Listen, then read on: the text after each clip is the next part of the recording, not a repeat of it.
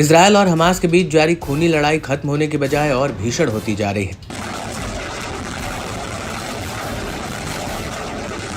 अंतर्राष्ट्रीय दबावों के बावजूद इजरायल अपने कदम पीछे नहीं हटा रहा है। हालांकि इस जंग की शुरुआत जिस तरह से हुई थी कि पहले हमास का हमला होता है, उसके बाद इजरायल के भीषण बदले वाले बमबारी से गाजा में हर तरफ तबाही मच जाती है और मानो लगने लगता है कि अब जंग इजरायल के नाम हो गई है। लेकिन जिस तरह से हमास के लड़ाके और हिजबुल्लाह एक होकर इजरायली बलों पर हावी हैं, उससे इस जंग की दिशा बदलती नजर आ रही है।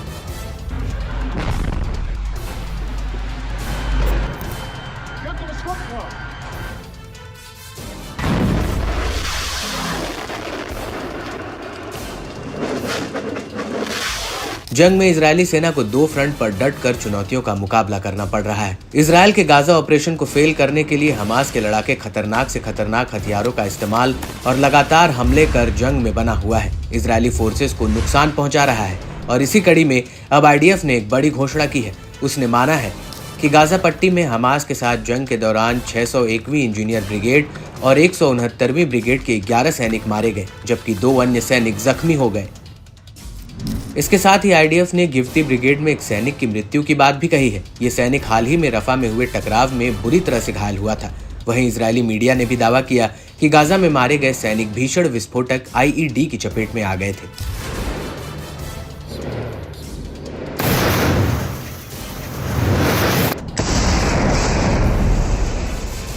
हमास और प्रतिरोधी गुट सीधे हमले कर इजरायल को तगड़ी चुनौती पेश कर रहा है। इस बीच हमास ने एक बयान जारी कर इजरायली सैनिकों को बख्तरबंद गाड़ियों सहित उड़ाने की बात कही है। हमास की ओर से कहा गया कि हमारे लड़ाकों ने रफा के पश्चिम में एक बख्तरबंद सैनिक गाड़ी पर घात लगाकर हमला किया, जिसके अंदर मौजूद 8 इजरायली सैनिक और अधिकारियों की मौत हो गई। आईडीएफ ने बताया कि मरने वाले सैनिक में 23 साल के कैप्टन वासिम महमूद भी शामिल हैं। साथ ही लड़ाकू इंजीनियरों का ये दस्ता करीब सुबह 5 बजे दक्षिणी गाजा शहर के ताल अल सुल्तान इलाके में एक मिशन से लौट रहा था, जिसके बाद ये हमला हो गया।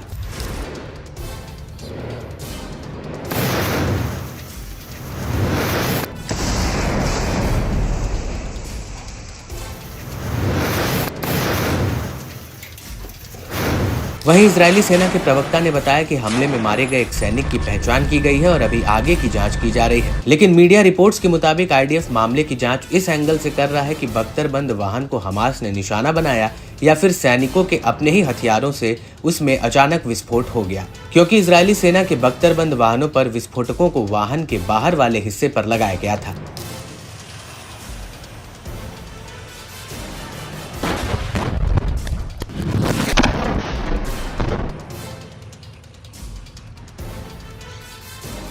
दूसरी ओर हमास के लड़ाकों ने गाजा पट्टी में सेना के कब्जे वाले इलाके का विरोध करना जारी रखा है। हमास के अल कसम ब्रिगेड ने अब तक इजरायल के लिए 2 ऑपरेशन की ऐलान किया है, जिसमें किसुफिम सैन्य बेस पर रॉकेट हमला भी शामिल है। ब्रिगेड ने अल सुल्तान में एक इजरायली सैन्य ग्रेड D9 बुलडोजर पर अल यासीन टेंडम रॉकेट प्रोपल्ड ग्रेनेड से भी हमला किया।